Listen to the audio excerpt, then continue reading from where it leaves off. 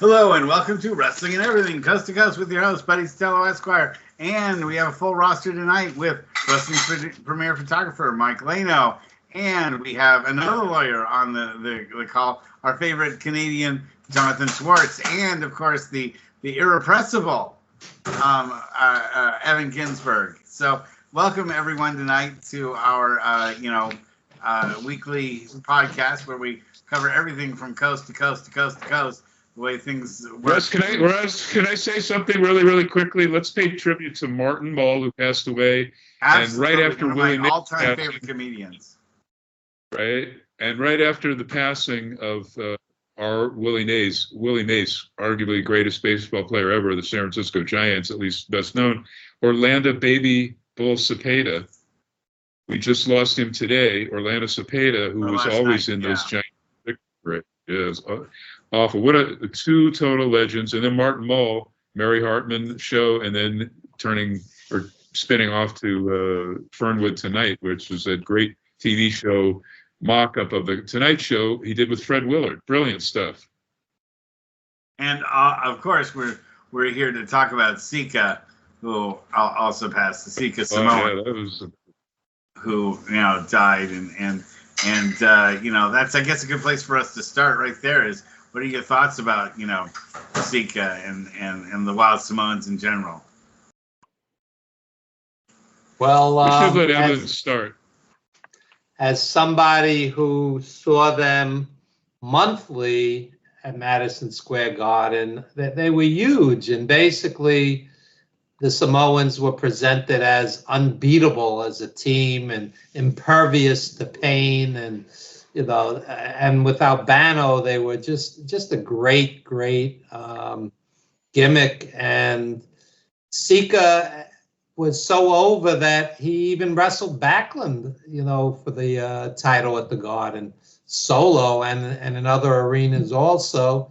Prior to that, they were the Islanders throughout the territories and throughout the world. And those guys were great together, absolutely great. And not only was it a great gimmick, they could wrestle. I mean, they were legit and huge guys in their prime. I mean, they were intimidating, and it was convincing. Their act was convincing. And let me just say this, because I don't think Mike's aware, but Louis Tilley died this week, 90 years old. Oh, no. Yeah, no, I knew him very well, obviously. Yeah, I figured as much. Book. Yeah. The Samoans were teamed up with Lou Albano. I think that was the thing that really was maybe, to me, when I was a kid, one of the best, unifications of an amazing tag team talent that weren't mic workers at all. And maybe the ultimate mic worker in Captain Lou Albano. What do you guys think? Lou was as great at talk as because Evan touched on the fact that they were the Islanders. They started pretty much, at least the first place I saw them was San Francisco, as baby faces, and then they went around the territories. You'd see them in Georgia, and for Bill Watts, they were managed by a lot of guys even before the great Captain Lou Albano. Ernie Ladd, Sonny King, Don Carson, Gary Hart, depending on where they were. But it was cool in Bill Watts' promotion seeing the genius of Ernie Ladd managing these guys, and there was nobody that could talk like Ernie Ladd, but obviously Captain Lou. But those were probably the two most fun managers to see them with. And they were just real sweethearts behind the scenes, often Sika. I know they wrestled for Liam Ivia's promotion, which came after Ed Francis's Hawaii promotion in Honolulu, which, was from the late 50s, early 60s on until the late 80s, and when she kind of, aggressively took over Hawaii. And they were just amazing when they were teamed with Albano. So, Evan, when you saw them at the beginning, and maybe Russ saw them too, they were not called often Sika. They were just Samoan 1 and Samoan 2. How did you feel about that? That was kind of bizarre, Ev.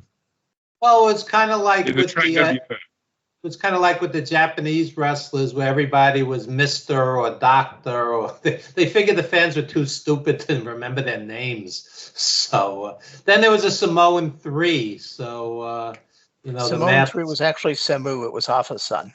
There you go. So you can never have enough Samoans. What an amazing lineage. I think that's the case even today. Yeah.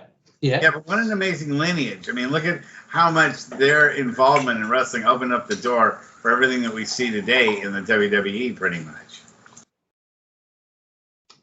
I don't know, Russ, if you've seen that big diagram of the entire family, which included family members by blood, not really family, but they are considered family, like some of the Tongan wrestlers, and obviously Jimmy Snuka and his children, Solo, and Ev, at that our convention, our 1991 convention, when Sharon and Jimmy Snuka came before they got divorced, they brought Tamina and Solo. Solo, I forget his real first name, but they were the kids there, particularly on that Sunday when Sharon Snuka spoke at one of our seminars on spouses. But Louis Tillet, for example, I don't want to let that go. Louis Tillet was huge in the Georgia territories, Florida, before he came to Los Angeles to book in 74 and 75. And he brought in a ton, Jonathan, of Canadian wrestlers, from Wolfman Farkas, a ton of Grand Prix wrestlers, Butcher Paul Vachon, Carpentier, spent about 8-9 months there feuding with John Tolis, Dino Bravo, quite a few others. And, which Dino Bravo? The one that was murdered over the cigarette thing, the Dino Bravo. Was there another Dino Bravo? Yeah, that was the prior Dino Bravo. He actually took the name from an older wrestler. Well, yeah, you reminded me of that because I totally forgot about that. I was just thinking today, weirdly, of why did we have Canadian NWA World Champions prior to Whipper Billy Watson, who was legendary?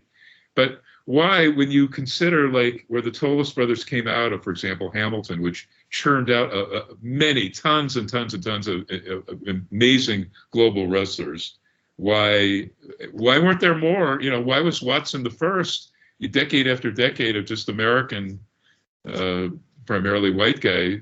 It was mind-boggling. I know we're a little off topic about Sika, but Sika, and just a superb human being. If anybody was at FanFest with him or whatever, just a wonderful human being. And what they did, they really are up there. I don't know if you guys would, particularly, once they got their footing and they turned heel, and then amazing pop when they finally turned baby faces for Vince Jr.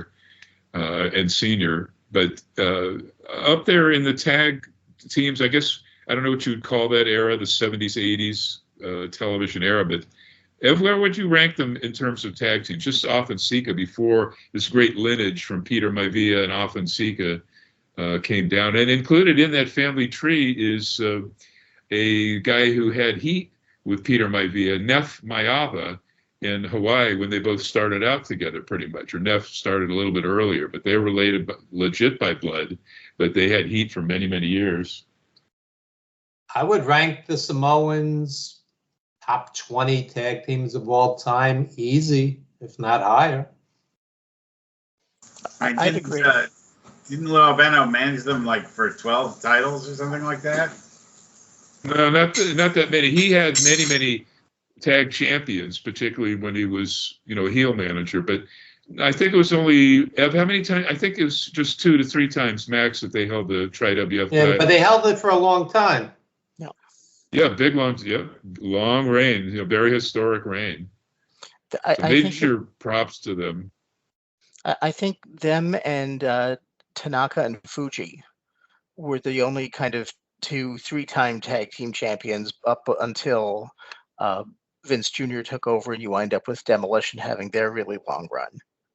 But Tanaka and Fuji don't get the credit that they deserve. The Valiant brothers had very long reigns too. I think those were the 3 mega teams of the 70s for Vince Sr. in particular. Off and Sika, Valiants, and then Tanaka and Fuji, who were they had like a 4-year feud with Dean Ho and Tony Gurria. I'll take it a step further back in terms of teams that don't get the recognition that they're due today anyway. I'm going to go to the beginning of the WWF. Rocca and Perez. Nobody talks about Argentina Rocca now. And if you were far back, yeah. And if you were on the East Coast, my dad grew up with Rocca as his hero. Completely innovative offense for the day. Watching it today, I don't think it's necessarily aged quite so well. And Rocca apparently had a bit of a troubled reputation backstage. But I would argue that when you talk about early kind of superstars in wrestling, he definitely needs to be more in that conversation. When it comes to the Samoans, just two quick notes. First off, one of the many acts that were trained at the dungeon in Calgary by Stu Hart. That's where they got their start as wrestlers. And the other thing is, I think probably one of the Wild Samoan gimmick is probably one of the last really ongoing, credible, rightly or wrongly, gimmicks that people would buy into readily. So much so that you can fast forward 40 years into, Superman John Cena, and one of his really prime early opponents was, again, part of that family, Umaga, who basically worked an unreconstructed Wild Samoan gimmick in the 2000s, and people bought it, and it was awesome. Yeah, you can use the term. A little tad racist, the Samoan savage, because they have wonderful culture, and they're part of the United States. They're sort of like Puerto Rico. They should be given statehood. For a small territory, they've generated a lot of wrestlers on a per capita basis. They've really football players too, for that matter. And if you go more broadly into Tonga and surrounding, and some of the other Polynesian islands, into rugby and other sports as well.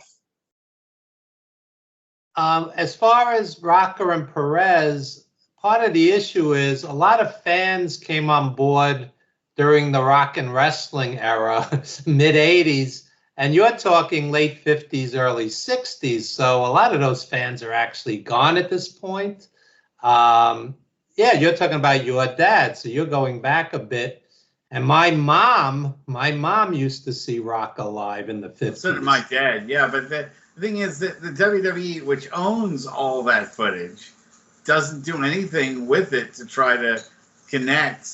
Some of that footage they don't have. Evan knows when they brought Meltzer, Wade Keller, myself, John Arisi, and some others there in 92, 93, they flew us out and gave us the tour of Titan Towers. But the video facility, I learned, and also talking to guys like Ben Brown there, a lot of that Capital Wrestling stuff, there isn't a lot of that footage. When we saw the video facility that was temperature controlled, it was massive. It was a mile or two away from Titan Towers' original location, where we had the 4-story tour of the whole facility.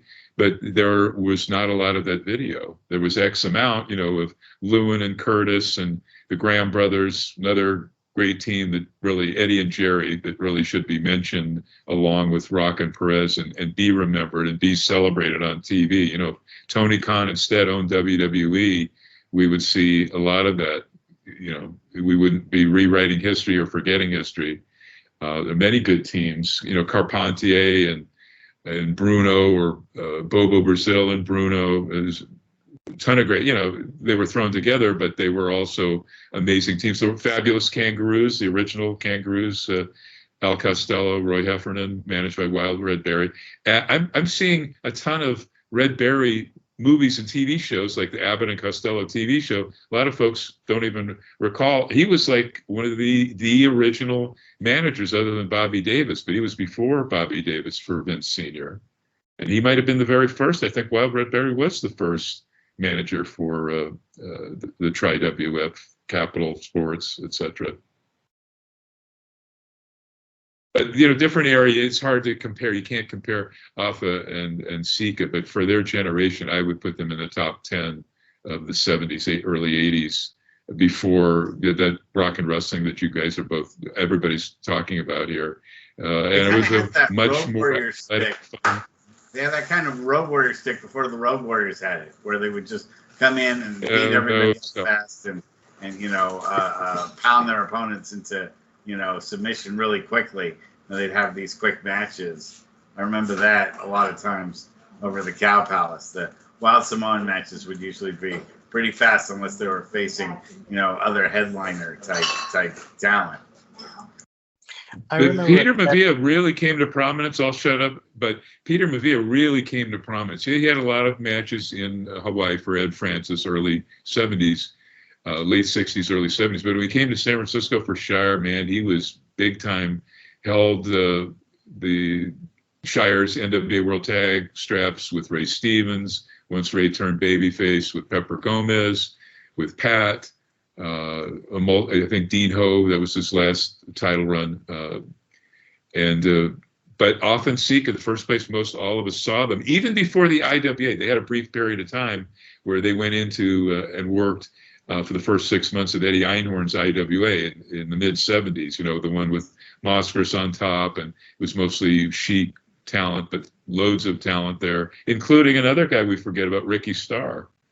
That was the last place he ever wrestled. Luthez dragged him there to that first outdoor Roosevelt Stadium show. And when we saw Ricky Starr with long hair and tied in a ponytail, we couldn't even recognize him from his early 60s days. And there's another total legend that nobody talks about and should.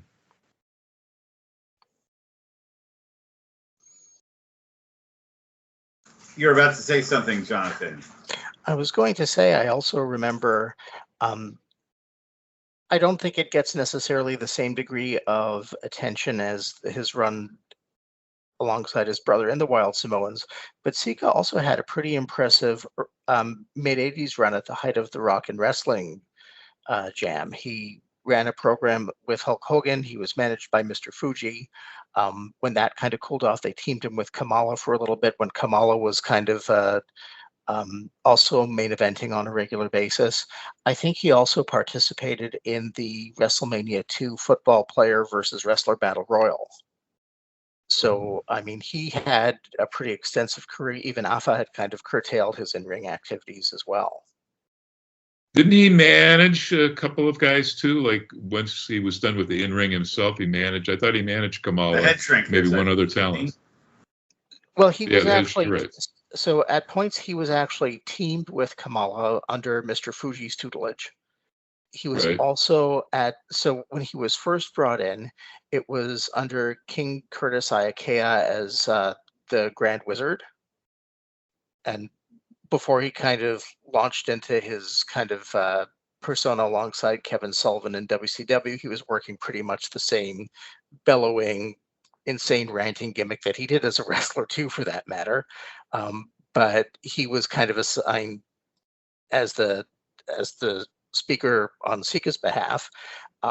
Then he wound up doing that team with Kamala, which really, it was impressive just to see two huge wild men lay waste to their opponents, but it never kind of caught on the same way as the Wild Samoans did.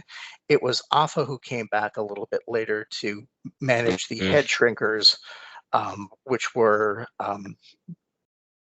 Rikishi and Samu, and later on the Barbarian, Sione Vahali, was brought in as part of that team as well.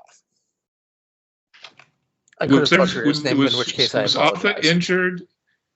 When Afa took that time off, once the team was done, as the Hogan era was starting, I thought I read that or heard that Afa was injured or something. I don't know if he was taking personal time off. So Afa had stepped back in ring a while before that.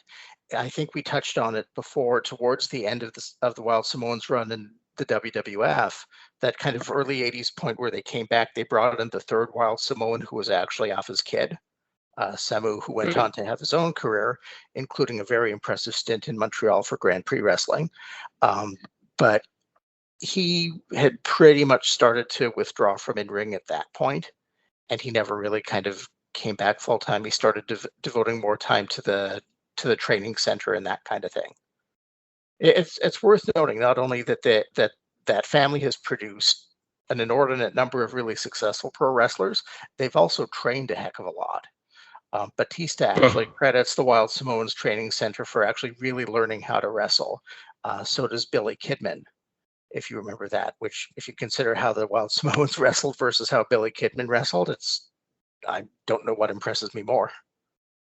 It was unusual. They had the school and they did the shows off of it. I think they were in the Pennsylvania or Jersey, and then they moved it down south to like Florida. I don't think they were running concurrently, and of course that's where the Usos, sort of really came to prominence. Bully Ray last week when they did a tribute to Sika was saying that Alpha trained Sika. Now this might have been before or after, maybe he was finessing him after the Stu Hart training, but that's why Alpha was, in a tag team, there's always sort of a lead guy, legit, not worked, a lead guy and someone who kind of directs traffic in the ring, and the other partner, in this case would Sika, was sort of the follower, or not so much a follower, but he wasn't directing traffic. And that was kind of interesting, when you sit and think about that. You can look at other tag teams, like the Graham brothers, like Jerry was the orator and the guy that talked. Obviously with Alpha and Sika, neither talk or spoke, except for finally when they spoke on WWF TV was once Vince Jr., soon after he took over. I don't know if you guys, I'm sure you guys remember it, and you can look up the audio or bring up the video where they had all of they had heels and faces wishing everybody a Merry Christmas that one year, and often Sika started speaking. Now they spoke in Samoan, but it was the first time WWF, tri-WF fans ever heard them speak, and it was kind of mind-blowing. They had the All-Star promo, which the first guy to speak, I don't know whether you put Mike Sharp in there as the lead guy, kind of want to start off strong with like a Hulk Hogan, but that's how it started. But the highlight was often Sika talking. Did Mike Sharp talk or growl? Yeah. Did who? So tomorrow. Oh, and I want to ask Evan about the eating of. They were doing the Abbey gimmick early on. Of maybe talk about that of. Tearing apart. I don't know. Were they eating raw chickens? That was what the claim was. I didn't get to see all the TV. I don't remember. I thought that was always Abdullah's shtick. That was Abby's stick, but they did that early on when they did all that. Being introduced. They were not shy about protein. They did the live raw chicken. I remember this. They did whole fish, and they did. I don't know what it was. I'm guessing like a cow bone or something. But they basically gnawed on one of those well before the Moondogs did. And but when the Tuesday Night Titan era just very briefly happened, and they was sort of, it was almost like they were exposing, going behind the scenes, but in a comedic Vince Jr. way, which was irksome because these guys had worked to develop their gimmick, their feared gimmick. And, some of the little skits that they would do, either with them collectively or separate, Sika on Tuesday Night Titans was, it just didn't do them justice. I'd rather have them as Steve kept. Tuesday Night Titans skits.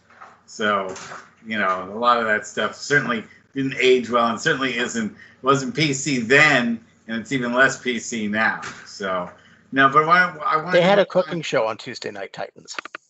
Yes. Which basically covered off what we were describing. Yes. So I wanted to talk about tomorrow that AEW is having basically its Super Bowl with World Forbidden Door.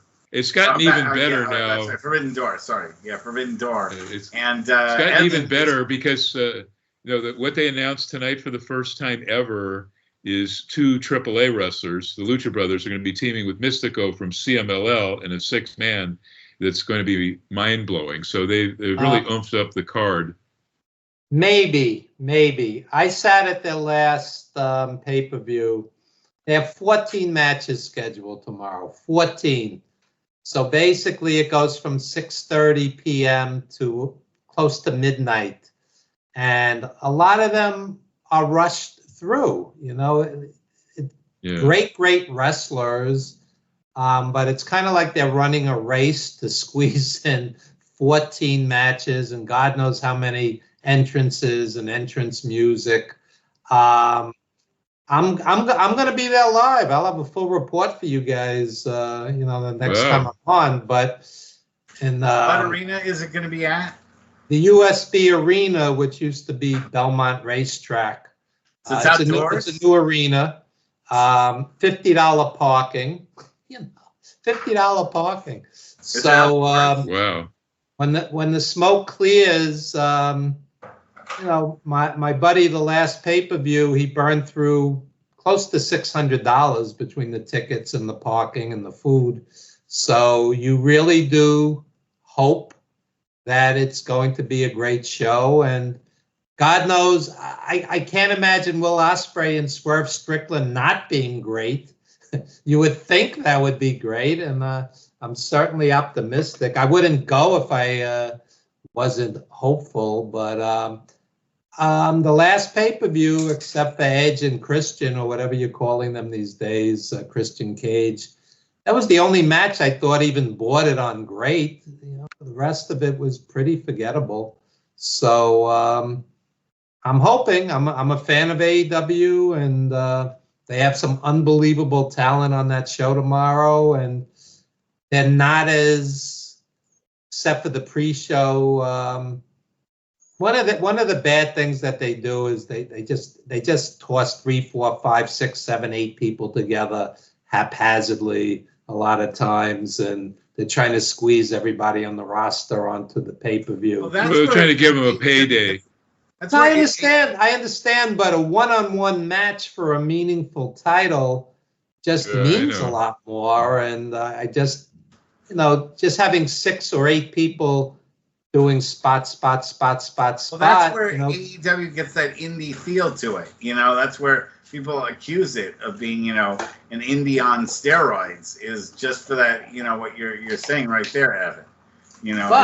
But far more frequently, AEW has great matches than WWE. WWE's great matches are few and far between, and I think the WWE fans, especially the younger ones, they have no reference point. They basically, if the gimmick is good and the entrance is great and the match is just good or very good, they qualify it as great. Whereas I'll go, it was a good match. It was a very good match. I wouldn't call it a great match many times when I'm watching WWE. Roman Reigns went years and years, and what percentage of his matches would you qualify as great? The gimmick was great. The Bloodline storyline was great, but the matches themselves, would a half dozen of them be qualified as great? Maybe, but I was just reading that the Iron Sheik, in the 1 month that he held the championship, or the 3 weeks he held the championship, defended the title 15 times. I was like going, wow. And, Roman Reigns, probably in this entire last year of holding the title, probably defended it like 15 times. He didn't wrestle 15 times. No, not even 15. It was maybe 6. Yeah, maybe 6 Two things about the pay-per-view, Russ. 2 things about the pay-per-view tomorrow. 4 of those 14 matches will be on the free pre-show, which is always worth watching, always great.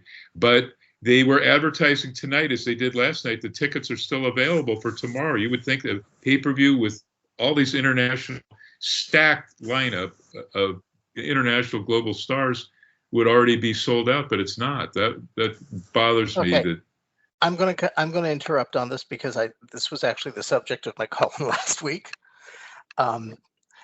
So I'm going to preface this by saying I'm a huge AEW fan. I actually really enjoy what they do. I am a growing New Japan fan. It's become relatively recently available where I am. So I watch it pretty regularly. I'm a long-standing CMLL and AAA fan when it's been available where I am as well. I think that one of the main problems AEW has in general, and I think Forbidden Door just kind of sets it in really clear relief, is that it's marketed to a very specific subset of wrestling fans. It's marketed to the people who are so deep into this as a hobby that they're going to know, oh, of course, watching a bunch of AEW guys and NJPW guys and the opportunity that they might be fighting, whoever's on the AEW roster is going to be enough of a draw to sell out an arena and pay-per-view and all the rest of it.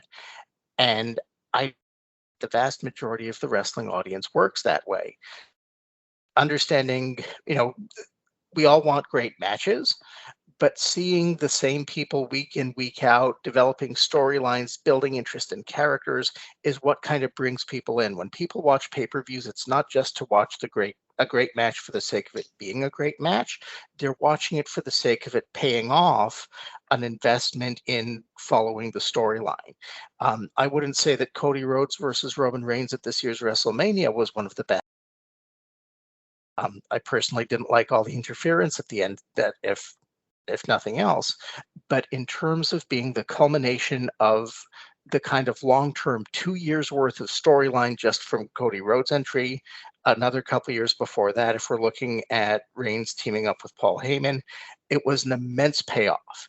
And it was an immense emotional release for the crowd who was in the arena, who went to see Roman Reigns get his ass kicked, and for all the people who bought it on paper. Well, hang on. They built 2 full days of WrestleMania around that, so it better have paid off.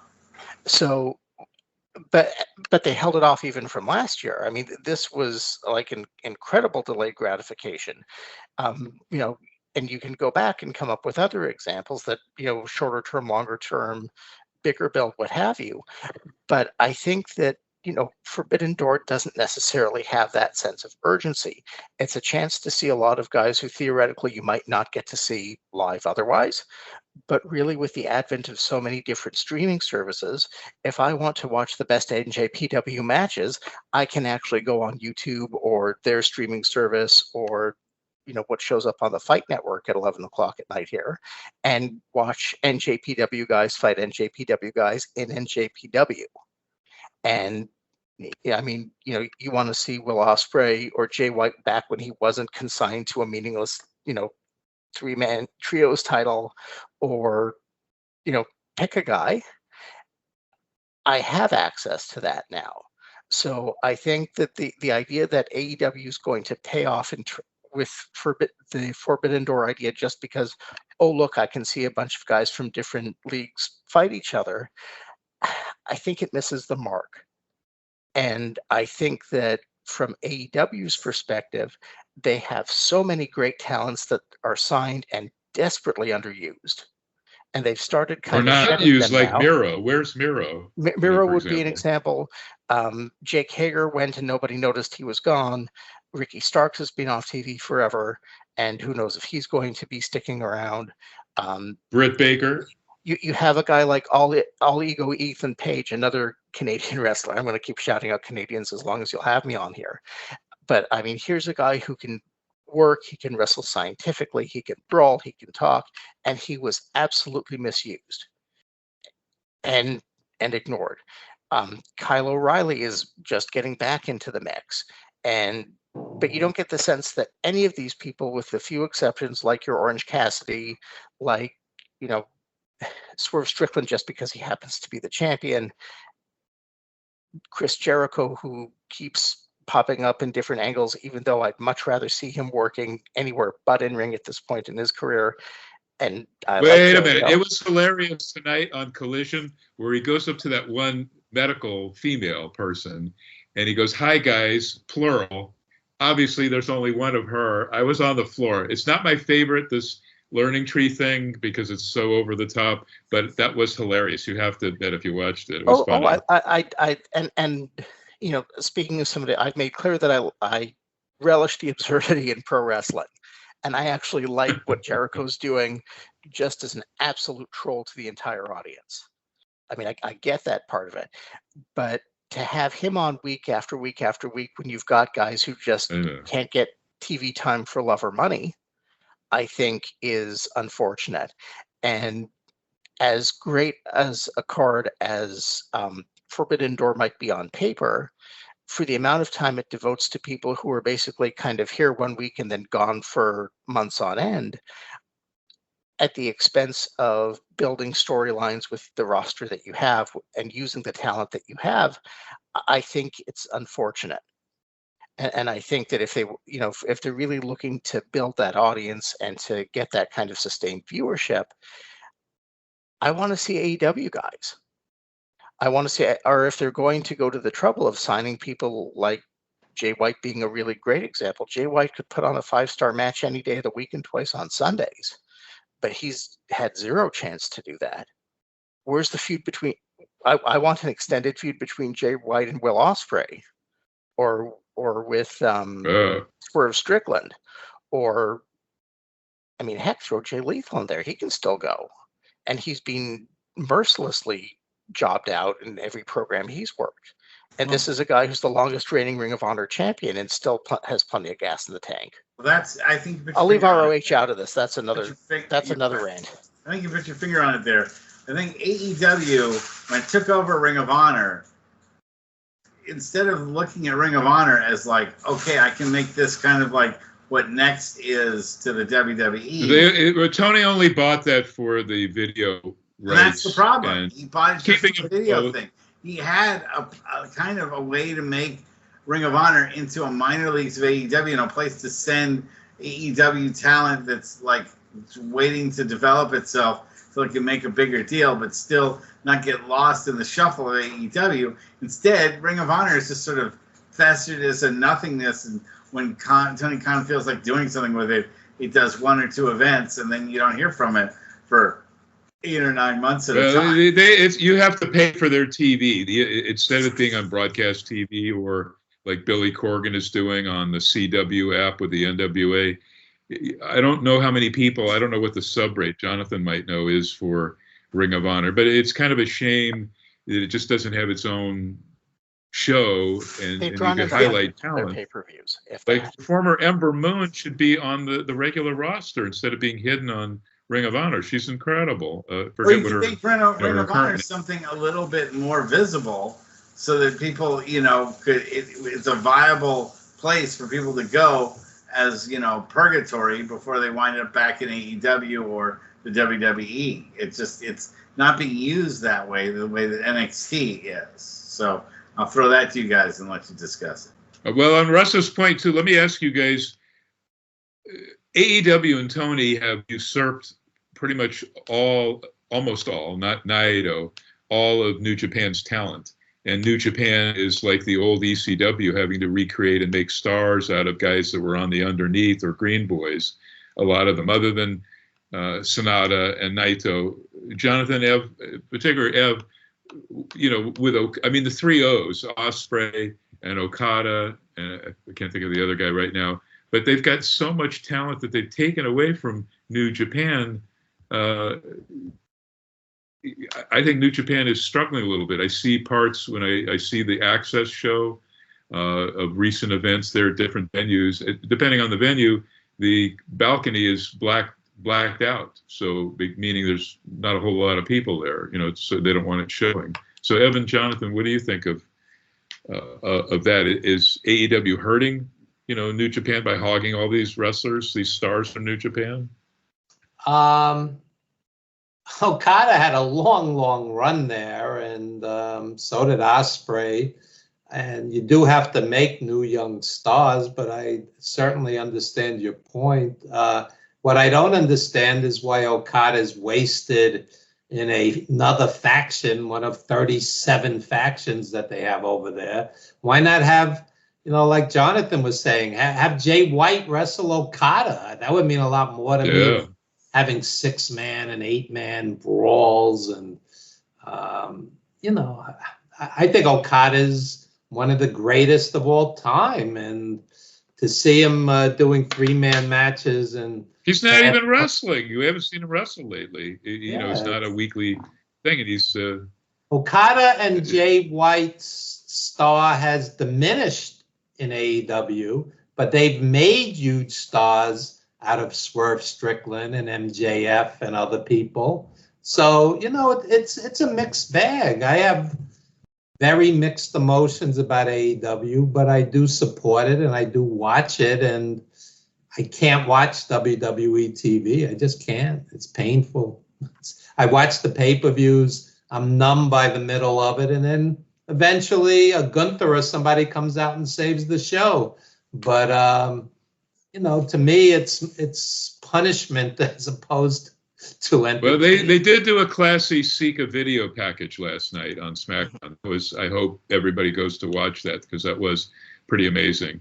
Well, that's great, but what's not amazing is the dozens and dozens of headliners and legends and pioneers that they don't even mention, let alone put in the Hall of Fame. I mean,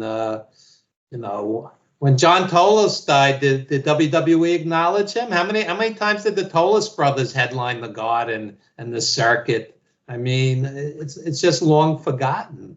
No, but there's a groundbreaking. Jonathan doesn't know. Jonathan probably knows this. The Tolos brothers had a heel swapping of it was then the U.S. titles that became the Tri-WF World Tag titles with fellow heels Monsoon and Killer Kowalski. It was amazing. 64 and 65 and early 66. Just amazing the stuff that the Tolos brothers were doing there. They had headline runs in the 50s. And Bruno wrestled Tolos in 74. So, how many times do you have to sell out arenas before you're worth mentioning when you die? But here's my point: is that even though the WWE won't mention the Tolos brothers, you two will have a book that mentions the Tolos brothers, nothing but the Tolos brothers. So it's a shameless plug for you guys' upcoming book. Want to talk about it for a second or two? Sure. We've been working on it for a while, and eventually we're gonna finish it. It's a work in progress. We want done right. I've just brought my attention. I forgot they're not even in the WWE's Hall of Fame. The ridiculous Hall of Fame that doesn't have a physical location. There is a physical location. It's a brick and mortar in parts unknown where all the masked wrestlers live. I'm going to spend quality time in the Ivan Koloff wing this summer in parts unknown in the WWE Hall of Fame. Yes. They put him in their Hall of Fame finally, didn't they? Even though Vince Jr. had they didn't. Koloff hasn't been in there. That's insane. That is insane. Totally insane. Sorry, I'm going. Petty. It's yes and no.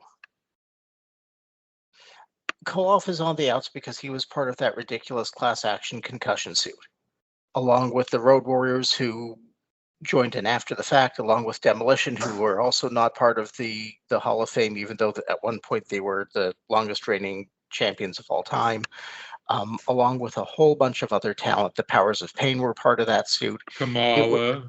Yeah. It was an incredibly ill-advised thing. And why was it so ill-advised? Tell everyone. Hang on, let me just get.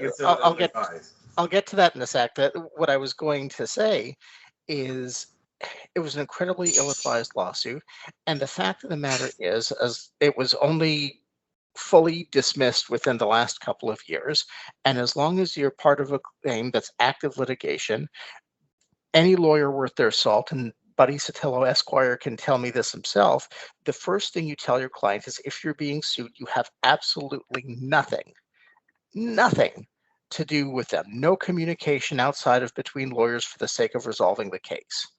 And so the idea that, I fully understand that WWF makes all kinds of dodgy decisions that are worth villainizing them over. Totally get that. Totally understand all the stuff around Vince McMahon as well, for that matter, and I agree with a lot of it. But when it comes to this particular decision, it was a really bad call by the former wrestlers who decided to sign on to an absolute con of a class action lawsuit. And WWF was right. And if I were advising them, and I haven't practiced law formally in many years, but any lawyer worth their salt would tell them, the second you get that paper on your desk, You have nothing to do with them. They are dead to you until the matter is resolved. All right, so my question... Hang on, Ultimate Warrior at one point had an active lawsuit against WWE. Wait They 1 second, Jonathan. Too. Sorry, right, didn't mean to. Koloff should have been in the Hall of Fame years before that class action goofy lawsuit was ever filed. That's the point of many of us, because they've had this Hall of Fame. Jonathan, when was that lawsuit? When was it? Let me check. Like 7 years ago, something like that. Not even 7 years ago, or somewhere thereabouts, because Raven was part of it too. No, that was a separate one. The Raven lawsuit, along with above average Mike Sanders and Ryan Sakota, who was with WWE for like a cup of coffee, was based on their being classed as independent contractors as opposed to employees. That one was. I'm talking about the concussion lawsuit that had that's a different one. But that's more recent, within the last 10 years max. Whereas Koloff should have been put in the Hall of Fame early on, after Bruno. I don't even think Stan Stasiak's in the Hall of Fame, and he never sued him. He died well before either lawsuit. So, Stasiak died. Well, it's a legacy one. Yeah. But that's disrespectful to him. The fact that Koloff wasn't put in within the first 3 years, like along with Ernie Ladd, because Ernie Ladd never held Vince Sr.'s strap, but Koloff did, and he was handpicked by Bruno. Bruno said he wanted the strap taken off him, and he wanted it to go on this guy, and Vince Sr. went with it. Yeah, and Bruno was on the outs and only inducted within very close to the end of his life. Bruno was on the out. A long story there that I'll tell decades. Yeah, Chris Bruno Cruz, was actually on the outs at one point with Vince Sr. over getting shorted on pay. Plus many other things, like Vince Sr. coming to the hospital when Stan Hansen accidentally broke his neck and begging Bruno to get out of that hospital bed with Carol, Bruno's wife, and the head neck surgeon telling Vince Sr. to get out of there. He only wanted him to come and do the cage match. He could put a halo on, come in and just pitter-pat with Hansen, because the Vince Sr. was worried that the Inoki Ali thing was just not going to sell, and Bruno had to save that show, and he did, but a lot of bitterness there, and Bruno, was pissed at the old man. That was what Vince called, that's what Bruno called Vince Sr. So the Kairos lawsuit was first filed in 2014, and it was amended subsequently as more people joined the class. Okay, so Jonathan, 2014 and 2016. 2014. So Ivan Koloff headlined Madison Square Garden 13 times. That's just Madison Square Garden. Besides being the champion, besides beating Bruno, besides, just main eventing the entire circuit time and time again, how is he not in the Hall of Fame to begin with? It's not about the early 90s or late 80s when they started doing the Hall of Fame stuff. He should have been many years before this lawsuit. But Beth Phoenix is. Yeah, Beth Phoenix. Coco Beware is. Coco Beware is. How many times did James Dudley was Vince Sr.'s driver. So I'll tell you guys something you may or may not be aware of. At one point, Ivan Koloff, Billy Graham, and Ernie Ladd said to Vince Sr., we all want to be paid as headliners while we're on the same card, and because they were huge names and deserving. And Vince Sr. did not spread the money around. Guys like Johnny Valiant never broke $100,000. Number one tag team in the world, never broke $100,000. So, while being on the road, so many days a year, sending money back home to the family, paying taxes, etc., so on. So Ivan Koloff, there's no excuse that he's not in the Hall of Fame. It's not about that concussion thing. He should have been in early. Agreed. You guys, before I go, let me add on to what Evan said, because Jonathan and Buddy may not. I've talked about this, so Buddy Russ may know this, but Ev, you remember, and I've told you this. Billy got Koloff and Ernie Ladd. Billy was going to form his own promotion. He was going to start going against Mike LaBelle in Los Angeles, Vince Sr.'s close promotional friend in the NWA, and then try to take on, it was ludicrous, take on Vince Sr.'s Tri-WF. This was around 70. This was after he was champion. And I talked to Ladd about it before he passed, and several times to Koloff about it, and they were all in. It just never got off the ground. But he was going to start his own promotion based out of Los Angeles initially. If you remember that, and that just crazy. So maybe there was a portion of that, but it couldn't be a grudge on Vince Sr.'s part, or maybe Vince Jr.'s part, because they did bring Billy back with the shaved head as the karate master, which was horrific. It was not the, beloved tie-dye Billy Graham that we all knew and loved and, watched grow as a global gimmick. Ivan also jumped to the IWA, which was opposition for Vince's dad. You don't know what the grudge is, but there's a grudge somewhere, because there's no question the guy's deserving. But how could the grudge be any worse than Vince Jr. versus Randy Savage? If they honored him in whatever the year, 2015, Koloff should, let bygones be bygones. Put him in. Maybe Hunter will. Hunter's more open to, and he loves and appreciates history, way more than Vince Jr. ever did. They knew Ivan Koloff was dying. They knew he was dying. It wasn't a secret. They're despicable, ruthless. Don't even get me started. Vader was dying, and Vader openly campaigned for it as his dying wish to be inducted into the Hall of Fame, and it didn't happen until after the fact. Oh wow! Well, I think Mike Lano just died. He just suddenly disappeared. For Mike, but wait, does this mean I win the argument? What's Mike? We're gonna do the Mike Lano Memorial Show next Sunday. Exactly. Well, oh God. Anyway, guys, we are going to wrap it up here. Why don't you guys plug what needs to be plugged? Jonathan, why don't you plug your next article? So, Wrestler's Court with Jonathan Schwartz appears roughly weekly to bi-weekly on slamwrestling.net. My most recent column came up this past week. I was looking at what's going on with AEW and Forbidden Door coming up. And then more recently than that, at the interplay between NXT and TNA, and whether that's ultimately a good thing for business or not. Next week, I'm planning on writing about Cody Rhodes in depth, and the fact that he really needs a rogues gallery if he's going to be any kind of effective babyface champion. And I think that the smarter play is that he should just go heel. Interesting. You should have done that before. I think he looks and acts more like a heel, and he uses the American Nightmare. He uses the American Nightmare thing as a He's basically Ric Flair in Cody Rhodes' body. Interesting. And Evan, why don't you throw out your plugs for this week? Thanks. Check out Evan Ginsberg's Old School Wrestling Memories on Facebook, where we talk about guys like Louis Tilley and Sika, etc., so on. And I basically inherited the lost tribe of guys who were going to wrestling in the 50s, 60s, 70s, and 80s, were horrified by what Vince turned it into, and kind of fell off the map. And that's basically the people on that page who, love and respect the old school stuff.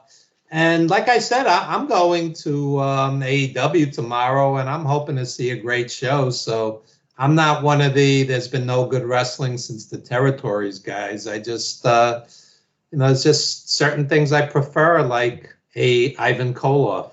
Who is that an outdoor show? No, it's indoor. It's a major arena. Okay. USB arena. And so check out Evan Ginsberg's Old School Wrestling Memories page. So you can tell us all about the show next week. What your thoughts are next week. And always great to have you on this week, Jonathan. And we'll tell everyone to read your article. And thanks, everyone, for being here. Have a great 4th of July, everyone. Good night. Happy Canada Day. It's Monday. Canada Day, too. All right. Good night, everyone. Good night. Good night.